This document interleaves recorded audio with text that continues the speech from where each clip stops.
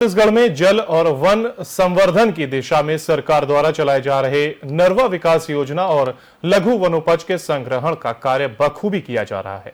छत्तीसगढ़ की यह योजना देश के अन्य राज्यों के लिए अनुकरणीय है और उक्त बातें छत्तीसगढ़ के अध्ययन भ्रमण में पहुंचे भारतीय वन सेवा के 2014-15 बैच के अधिकारियों ने मुख्यमंत्री भूपेश बघेल से मुलाकात के दौरान कही हैं। भ्रमण दल में देश के 15 राज्यों से भारतीय वन सेवा के 32 अधिकारियों ने शुक्रवार की शाम मुख्यमंत्री निवास कार्यालय में मुख्यमंत्री भूपेश बघेल से 2 दिवसीय भ्रमण के बाद अपने अनुभव साझा किए और इस दौरान मुख्यमंत्री भूपेश बघेल ने कहा कि छत्तीसगढ़ वनों के मामले में समृद्ध राज्य है। यहाँ वनों के साथ साथ वनों पर आश्रित आदिवासियों वनवासियों के विकास के लिए नवाचार का प्रयोग करते हुए कई योजनाओं का बेहतर ढंग से क्रियान्वयन किया जा रहा है। इसी तारतम्य में राज्य सरकार की महत्वाकांक्षी नरवा विकास योजना की सराहना देश में अन्य राज्यों में भी होने लगी है और यह योजना वनांचल में भूजल संरक्षण के साथ साथ लोगों की आजीविका और आय संवर्धन में महत्वपूर्ण साबित भी हो रही है। तो रायपुर में ये भारतीय वन सेवा के अधिकारियों ने मुख्यमंत्री से मुलाकात की है और साथ ही साथ कुछ अहम बातें रखी हैं। उन्होंने कहा है कि छत्तीसगढ़ जंगलों के मामले में यहाँ पर काफी तादाद में हरे भरे पेड़ हैं। नरवा विकास योजना देश के अन्य राज्यों के लिए अब अनुकरणीय है और लोग भी इसको अपना रहे हैं। लोगों की आय में बढ़ोतरी में महत्वपूर्ण साबित हो रही है। ये बातें सीएम बघेल ने कही हैं और ये वन सेवा के अधिकारियों ने मुख्यमंत्री से मुलाकात की थी और अपनी बातों को रखा था, जिस दौरान सीएम बघेल ने भी बातों को रखा और उन्होंने कहा कि जो ये योजना है ये बहुत सराहनीय योजना है और अब दूसरे राज्यों के द्वारा भी इसको अपनाया जा रहा है।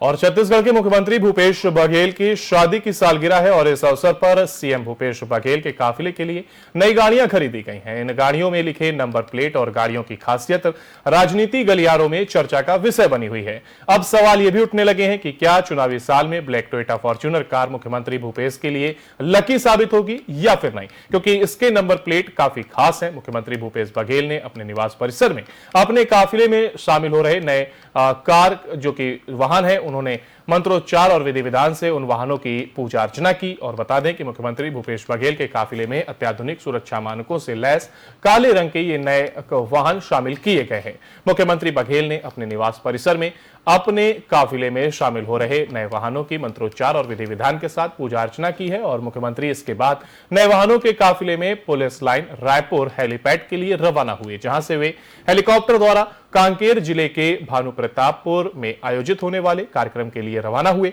गौरतलब है कि मुख्यमंत्री बघेल के काफिले की पुरानी गाड़ियां करीब 5 साल चल चुकी हैं। सुरक्षा कारणों से इन गाड़ियों को बदला गया है और पुरानी गाड़ियां 1,30,000 किलोमीटर से ज्यादा चल चुकी हैं। यही वजह है कि अब बघेल के काफिले में इन नए गाड़ियों को शामिल किया गया है।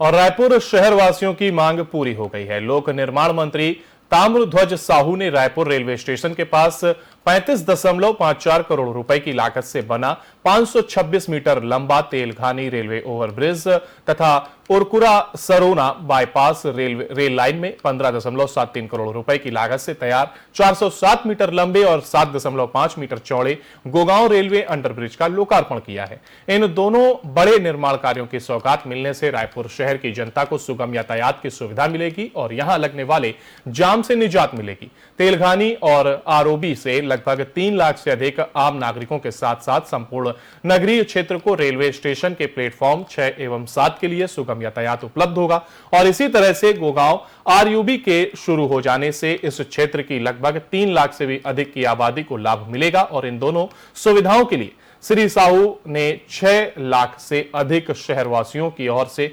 मुख्यमंत्री श्री भूपेश बघेल का धन्यवाद एवं आभार व्यक्त किया है। और इस अवसर पर लोक निर्माण मंत्री श्री ताम्रध्वज साहू ने स्थानीय जनता को संबोधित करते हुए कहा कि ये दोनों ही ब्रिज मुख्यमंत्री भूपेश बघेल की प्राथमिकता वाले कामों में थे और इन्हें जल्द से जल्द पूरा करने के निर्देश भी मुख्यमंत्री ने दिए थे। तो लोक निर्माण मंत्री ने शहर की जनता को यह सुगम यातायात की सुविधा हो इसके लिए ओवरब्रिज और अंडरपास का लोकार्पण किया है। शहर की जनता को अब ये सुगम होगा, यानी कि आवाजाही में लोगों को सुगमता मिलेगी और वो अब आसानी से एक जगह से दूसरी जगह जा सकेंगे। और इसी के चलते ओवरब्रिज और अंडरपास की व्यवस्था की गई है और शहरवासियों को इसी के साथ ये बड़ी सौगात मिली है।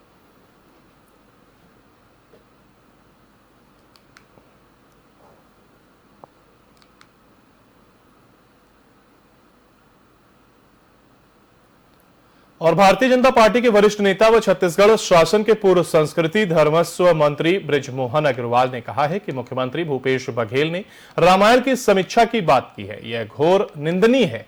रामायण प्रभु श्री राम की मानव जीवन लीला का चित्रण है। उनके चरित्र से सनातन संस्कृति प्रेरणा लेती है कि समाज में, परिवार में कैसे संबंध होने चाहिए। रामायण भगवान श्री राम की जीवन लीला के माध्यम से बताती है कि भाई से, परिजनों से कैसे संबंध होने चाहिए और संबंधों का महत्व क्या होता है, संबंधों का सम्मान कैसे किया जाता है। बृजमोहन अग्रवाल ने कहा कि सौतेली मां की इच्छा पूरी करने पिता की आज्ञा पर प्रभु श्री राम 14 वर्ष के वनवास पर गए। अनुज लक्ष्मण उनके साथ वन गए और अनुज भरत ने बड़े भाई की खड़ाऊ सिंहासन पर रखकर शासन व्यवस्था संभाली। भूपेश बघेल कांग्रेसी मानसिकता और संस्कृति के अनुसार रामायण की समीक्षा करने की बात कहकर करोड़ों सनातनियों की आस्था को अपमानित कर रहे हैं। बृजमोहन अग्रवाल ने आगे कहा कि कांग्रेसी सनातन संस्कृति के अपमान का एक भी मौका नहीं छोड़ते हैं। कांग्रेसी पहले भी प्रभु श्री राम के चरित्र को काल्पनिक मानते थे और इसी को लेकर के उन्होंने कांग्रेस पर हमला बोला है। सनातन संस्कृति के अपमान पर सीएम देश से माफी मांगे, ये बातें बृजमोहन ने कही हैं। सनातन संस्कृति के अपमान को लेकर के ये बात कही गई है। भूपेश बघेल द्वारा रामायण की समीक्षा की बात कहना यह घोर निंदनीय है, ये बातें बृजमोहन ने कही। कांग्रेसी प्रभु श्री राम के चरित्र को काल्पनिक मानते हैं, ये बड़ी बात उन्होंने अपनी प्रेस वार्ता के दौरान कही है।